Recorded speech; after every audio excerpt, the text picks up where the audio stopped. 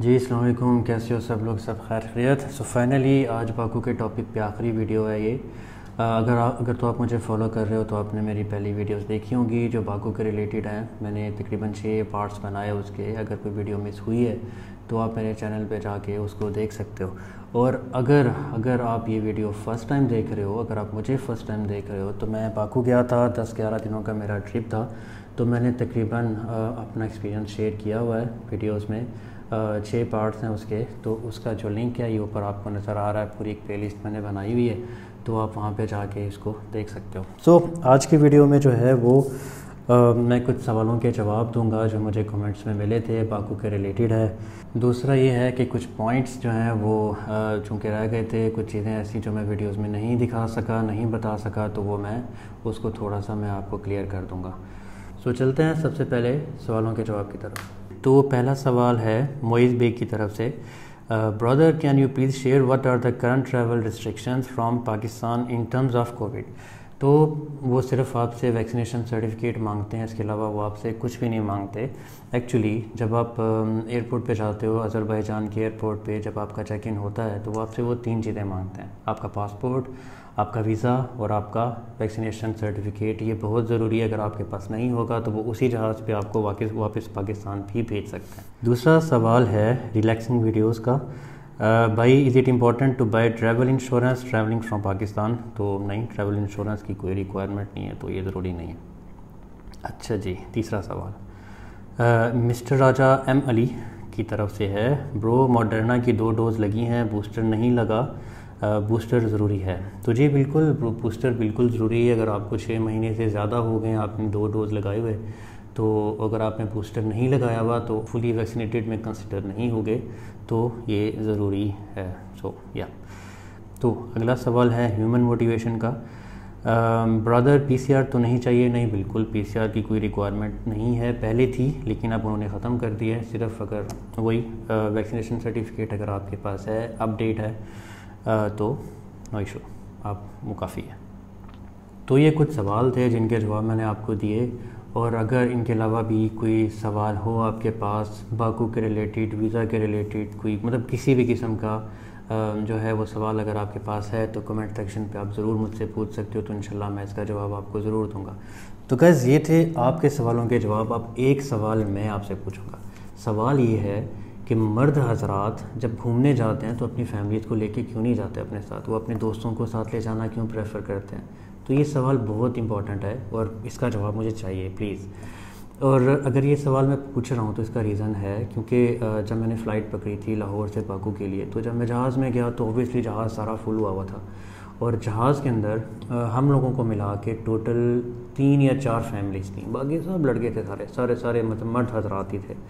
तो मुझे लगा शायद इत्तेफाक से मैंने ऐसा जहाज़ पकड़ा जहाँ पे सारे मर्द हैं, तो शायद बाकू में ऐसा ना हो। लेकिन जब हम वहाँ पे पहुँचे तो वहाँ पे भी जितने भी ज़्यादातर मैंने पाकिस्तानी देखे, ज़्यादातर वो मर्द हजरात ही थे, दोस्त वाला मतलब गैदरिंग में थे। फैमिलीज़ मैंने बहुत कम देखी, ना होने के बराबर। अगर वो थे तो या तो वो इंडियन काफ़ी कपल्स होते हैं, काफ़ी फैमिलीज़ वहाँ पे जाती हैं, या फिर अगर कोई पाकिस्तानी मुझे वहाँ पे मिले तो वो भी वो लोग थे जो ओवरसीज़ थे, जो पाकिस्तान के बाहर से वो वहाँ पे आए हुए थे घूमने के लिए। तो पाकिस्तान से मुझे नहीं पता ऐसा क्यों है। ये एक सवाल है जो वाकई मैं आपसे पूछना चाहता हूँ, इसका जवाब मुझे प्लीज़ आपने देना है कि मर्द हजरात घुमाने फैमिलीज़ को क्यों नहीं लेके जाते अपने साथ और दोस्तों के साथ ही जाना क्यों पसंद करते हैं? तो ये जवाब है बहुत, इसका चाहिए मुझे।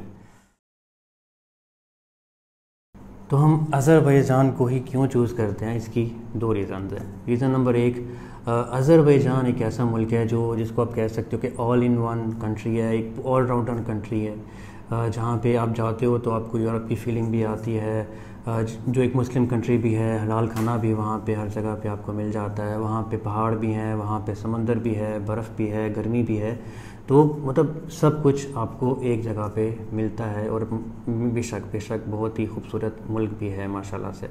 और रीज़न नंबर 2 जो वाकई मेरा ख़्याल है बहुत इम्पॉर्टेंट है, वो ये कि पाकिस्तानियों के लिए बहुत आसानी से वीज़ा मिलता है अज़रबैजान का। आपको कुछ नहीं करना पड़ता, ना आपको एम्बेसी में जाना पड़ता है, ना आपको बैंक स्टेटमेंट की ज़रूरत होती है, कुछ भी नहीं, सिर्फ आपको पासपोर्ट चाहिए तो आप इजीली घर में बैठे जो है वो वीज़ा अप्लाई कर सकते हो।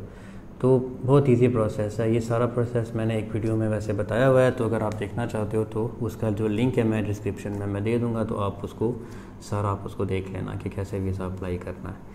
लेकिन हाँ, अलबत्ता एक चीज़ ऐसी है जो मैं उस वीडियो में बताना भूल गया था, जो स्किप हो गया था मुझसे, वो ये कि जब आप अज़रबैजान का वीज़ा लेते हो तो वो वीज़ा आपको देते हैं 3 महीने का, और जिसमें 1 महीना ही आपको अलाउ होता है वहाँ पे रहना। और 1 महीने में भी अगर 15 दिन अगर आप वहाँ पे रहते हो और 15 दिनों में ही आप वापस आ जाते हो फिर तो कोई इशू नहीं है। लेकिन अगर आपका प्लान है 15 दिनों से ज़्यादा वहाँ पे रहने का, तो इन सच केस फिर ये होता है वहाँ के माइग्रेशन ऑफिस में इंदराज कराना होता है। तो उसका भी कोई इतना बड़ा हेडिक नहीं है। वो आप जहाँ पे रह रहे हो, जिस होटल में आप रहते हो, तो वहीं पे उन्हीं लोगों से आप बोलते हो कि मेरा 15 दिन से ज़्यादा रहने का प्लान है, तो वही ये फॉर्मेलिटी वो पूरी कर देते हैं। तो कितना बड़ा इशू नहीं है। लेकिन 1 महीने से ज़्यादा आप नहीं रह सकते, 1 महीने के अंदर अंदर आपको फिर वापस आना होता है। बाकू एयरपोर्ट पे जब आप पहुंचते हो तो आपको 2 चीज़ों की ज़रूरत होती है। एक तो आपको वहाँ की करेंसी चाहिए, बहुत इंपॉर्टेंट है। दूसरा आपको सिम चाहिए, ऑब्वियसली हमें इंटरनेट भी चाहिए होता है। तो 2 चीज़ें हैं जो मैं आपको बता देता हूँ। एक चीज़ तो ये है कि अगर आपके पास जो करेंसी आपने एक्सचेंज करानी है अपने साथ, या तो यूरोज़ रखो या डॉलर्स रखो, क्योंकि ये 2 करेंसीज ऐसी हैं जो कहीं भी आराम से आपको इसको एक्सचेंज करा सकते हो। लेकिन आप एयरपोर्ट से पैसे एक्सचेंज मत कराओ, क्योंकि वो रेट इतना अच्छा नहीं देते। हाँ, वक्ती तौर पे थोड़े से एक्सचेंज करा लो, जो कि जिससे आप कैब वगैरह पकड़ सको या ट्रांसपोर्ट ले सको, तो मेरा ख़्याल है बेहतर है। फिर आप जब सिटी में जाओगे तो वहाँ पे आपको अच्छा रेट मिलेगा और वहीं से आप एक्सचेंज करो, जैसा कि मैंने किया था। और दूसरा ये कि सिम कार्ड जो है वो भी एयरपोर्ट से वैसे मिल जाता है आपको, लेकिन अवॉइड करो उसको भी। उसकी वजह ये है कि एयरपोर्ट पे आपको रेट ज़्यादा मिलेंगे, लेकिन सिटी में आपको रेट अच्छे मिल जाएंगे। और आपको सिम कहाँ से लेनी चाहिए, कौन सी लेनी चाहिए, तो उस पर भी मैंने एक पूरी वीडियो बनाई हुई है, तो उसका भी लिंक मैं डिस्क्रिप्शन में दे देता हूँ। अब ये सबसे बड़ा मसला है अज़रबैजान में, क्योंकि वहाँ पे इंग्लिश नहीं बोली जाती, क्योंकि वो जो है एक सोवियत यूनियन से वो आज़ाद हुआ था 1991 में। तो वहाँ पे जो है वो अपनी ज़ुबान बोलते हैं, वो अज़री ज़ुबान बोलते हैं, और दूसरा उनकी जो ज़ुबान है वो रशियन लैंग्वेज है। तो इंग्लिश वो बोलते नहीं है। हाँ, कुछ पढ़े लिखे लोग हैं जो इंग्लिश अब वो बोलना शुरू हुए हैं, क्योंकि ऑब्वियसली टूरिस्ट बहुत है वहाँ पे, और जो नई जनरेशन जो है वो अब इंग्लिश की तरफ थोड़ा सा आ रहे हैं।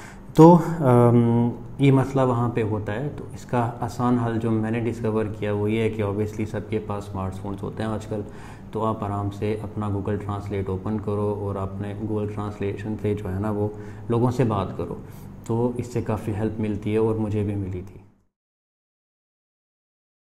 वहाँ पे टैक्सीज़ भी होती हैं, वहाँ पे कैब भी होती है, बाकी पब्लिक ट्रांसपोर्ट तो हर जगह पे होती है। तो अब ये चीज़ है कि टैक्सीज़ जो हैं वो बहुत महंगी है, सो प्लीज़ अवॉइड, कोई फ़ायदा नहीं है, कोई चक्कर नहीं। और कैब जो है वो आप बिल्कुल ले सकते हो, जैसा कि ऊबर है, जैसा कि बोल्ट है। एक्चुअली ऊबर जो है वो पाकिस्तान में भी है ऑब्वियसली, लेकिन मुझे नहीं पता ऐसा मेरे साथ हुआ या आई डोंट नो।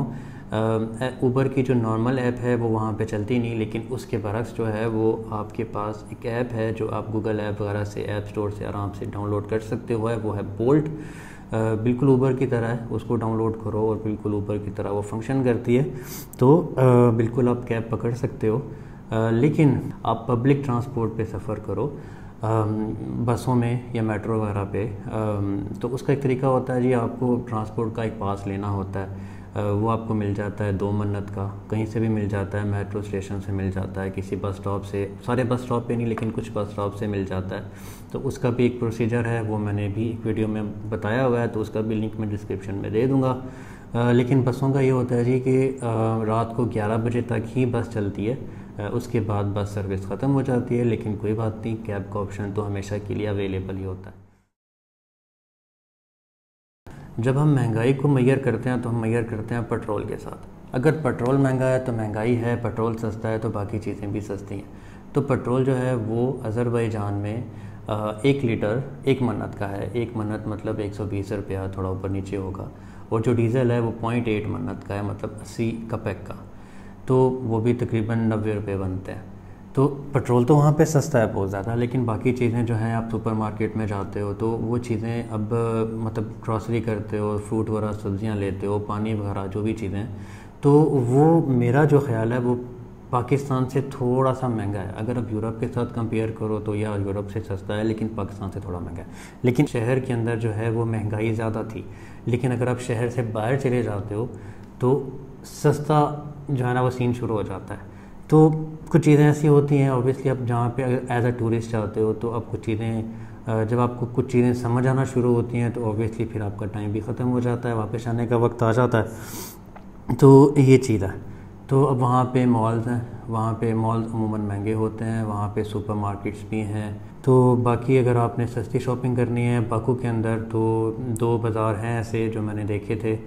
एक सदरिक बाज़ार है, शहर से थोड़ा सा हट के है, वो इतनी बड़ी मार्केट है, इतनी बड़ी है कि मैं गारंटी देता हूँ कि आप पूरा एक दिन में भी उसको पूरा नहीं घूम सकते। अगर कोई अज़रबैजान में रहना चाहता है, कोई यहाँ पे बिज़नेस करना चाहता है, इन्वेस्टमेंट वगैरह करना चाहता है, तो उसकी इन्फॉर्मेशन तो मेरे पास इतनी ज़्यादा नहीं है, लेकिन मैं अली अकबर भाई को जानता हूँ। मेरी एक दो दफ़ा बात हुई है उनसे, लेकिन मुलाकात नहीं हो सकी। तो उनका व्हाट्सअप नंबर मैं डिस्क्रिप्शन में दे दूँगा, वो अज़रबैजान में ही रहते हैं, तो आप उनसे बात कर सकते हो, वो आपको इंशाल्लाह पूरा गाइड कर देंगे। अज़रबैजान में क्या स्पेशल है? यहाँ पे स्पेशल है जी, यहाँ की चाय बहुत मशहूर है। अब चाय वो नहीं जो हम पाकिस्तानी पीते हैं दूध वाली, वो वाली चाय नहीं है यहाँ। अज़रबैजान की वो दूसरे होते हैं, जैसे ग्रीन टी होती है, उस तरह की मुख्तलिफ़ किस्म की चाय हैं, बहुत वैरायटी है इनकी, तो वो मशहूर है यहाँ पे, जो यशिल बाज़ार से आपको मिल जाती है। और दूसरा यहाँ पे मशहूर है बहुत ज़्यादा, यहाँ के कारपेट्स बहुत मशहूर हैं। कारपेट म्यूज़ियम भी है अज़रबैजान में, अब वहाँ पे जा सकते हो। 10 मन्नत की टिकट है, आप आराम से वहाँ पे जाओ, घूमो फिरो, इशू नहीं है। लेकिन अगर आपने कारपेट ख़रीदना है तो फिर मेरा मशवरा यही है कि आप कारपेट म्यूज़ियम से ना ख़रीदो, आप उसको ख़रीदो ओल्ड सिटी से, क्योंकि कारपेट म्यूज़ियम में जो कारपेट्स हैं वो बहुत महंगे हैं, और ओल्ड सिटी में छोटी छोटी दुकानें हैं, वहाँ पे भी हैंडमेड कारपेट आपको मिल जाएंगे। और जो कारपेट आपको जिस साइज़ का कारपेट आपको ओल्ड सिटी में 500 मन्नत का मिलेगा, उसी साइज़ का कारपेट आपको कारपेट म्यूज़ियम में 2-3 हज़ार मन्नत का मिलेगा। लेकिन और हाँ, और ओल्ड सिटी में आप जो है वो आराम से बारगेनिंग भी कर सकते हो। अच्छा जी, एक चीज़ है जिसको आपने अवॉइड करना है अज़रबैजान में, और वो चीज़ है ये, मतलब इसका मतलब क्या है? इसका मतलब है कि बहुत अच्छा है, गुड है, आला है, लेकिन अज़रबैजान में ये गाली है।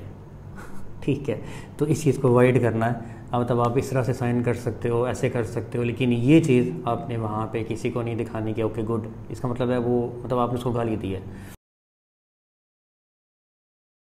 अच्छा, एक चीज़ ने मुझे बहुत मुतासिर किया, वो ये कि वो अपने बच्चों को बहुत प्रोटोकॉल देते हैं। मतलब कि हर जगह पे बच्चों के लिए एक्टिविटीज़ हैं, हर जगह पे बच्चों के लिए दुकानें हैं, इवन कि बार्बर शॉप तक बच्चों के लिए बनी हुई हैं। अगर आप लाइब्रेरी में जाते हो तो जहाँ पे बड़ों के पढ़ने की जगह है, वहाँ पे बच्चों के पढ़ने की भी जगह है।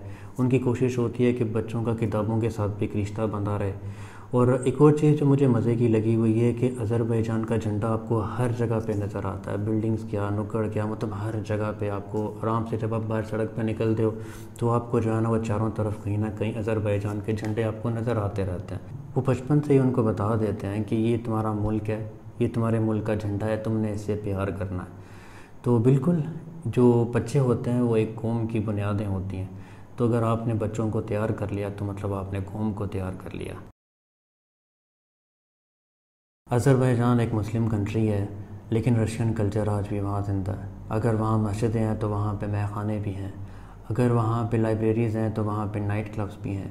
मतलब कोई भी आप पे पाबंदी नहीं लगा सकता, कोई नहीं बोलेगा कि तुम गलत कर रहे हो, तुम्हें ऐसा नहीं करना चाहिए, हमारे दीन में इसकी इजाज़त नहीं है, कोई भी आपको ऐसा नहीं बोलेगा। अगर आप दीन की तरफ आना चाहते हो तो आपको अपनी ही हिम्मत से आना होगा। अगर आप दीन की तरफ नहीं हो तो किसी को परवाह नहीं इस चीज़ की। मैं इस चीज़ की, अब मैं राय नहीं दे रहा हूँ अपनी, ये मैं सिर्फ वो बता रहा हूँ जो मैंने वहाँ पे देखा है। और इसकी मिसाल ये है कि वहाँ पे अगर एक ख़ातून है जो बाहिजाब है वो नॉर्मल है, अगर एक ख़ातून है जो मिनी स्कर्ट में है वो भी नॉर्मल है। अल्कोहल वहाँ पे नॉर्मल मिलती है, हर सुपरमार्केट में मिल जाती है, तकरीबन हर रेस्टोरेंट पे मिल जाती है, तो आपकी हिम्मत है। अच्छा, आखिर में अब एक ज़रूरी बात जो मुझे आपके साथ शेयर करनी है वो ये कि जैसे शुरू में मैंने बोला था कि पाकिस्तानियों को अज़रबैजान का वीज़ा बहुत इजीली मिल जाता है, और बिल्कुल अज़रबैजान उन चंद ममालिक में से एक है जो पाकिस्तान को इतना इजीली वीज़ा देता है। वैसे मैं जानता हूँ वो पाकिस्तानियों की बहुत इज़्ज़त करते हैं, पाकिस्तानियों से बहुत प्यार करते हैं, वो बहुत रिस्पेक्ट करते हैं पाकिस्तानियों की, और मैं दुआ करता हूँ कि रिस्पेक्ट हमेशा कायम रहे। लेकिन बाकी मुल्क अगर पाकिस्तानियों को वीज़ा नहीं देते, वो क्यों नहीं देते? अनफॉर्चुनेटली पाकिस्तानियों की ही वजह से नहीं देते, क्योंकि हम विज़िट वीज़ा पे जाते हैं, किसी भी मुल्क में जाते हैं, फिर वहाँ से वापस नहीं आते। और अगर कोई मुल्क है वो पाकिस्तानियों को वीज़ा देना चाहता है और वो हमसे सबसे पहले श्योरिटी लेता है कि तुम वापस तो जाओगे ना, तो काइंडली अज़रबैजान अगर आपको इज़्ज़त करता है, अगर आपको इज़्ज़त देता है, प्यार करता है, तो इस चीज़ को कायम रखने की कोशिश करनी चाहिए हमें। क्योंकि मैं वहाँ पे गया हूँ, मुझे पता है। अगर वो कुछ आपसे पूछते हैं कि तुम कहाँ से हो, तो मैं वो बोलता हूँ कि मैं पाकिस्तान से हूँ, तो ओ भाई ओ ये है वो है, बहुत इज़्ज़त करते हैं आपकी। तो जस्ट इमेजिन अगर हम लोग ऐसा ही करते रहेंगे तो क्या ये इज़्ज़त हमेशा कायम रहेगी? कभी भी नहीं। क्योंकि मैंने एयरपोर्ट पे ऐसे लोग देखे हैं, बाकू में भी ऐसे लोग देखे थे मैंने जो वापस जाने के लिए नहीं आए थे। हाँ, ऐसा होता है। तो मेरा ख़्याल है ये बहुत अनफॉर्चुनेट है, ऐसा नहीं होना चाहिए। तो गाइस, आज की वीडियो यहीं ख़त्म करता हूँ। अब बाकू को अलविदा बोलते हैं, बाकू का सफ़र ख़त्म करते हैं। अगली वीडियो में मिलेंगे किसी नए टॉपिक के साथ। सो अपना ख्याल रखिएगा। अल्लाह हाफ़िज़।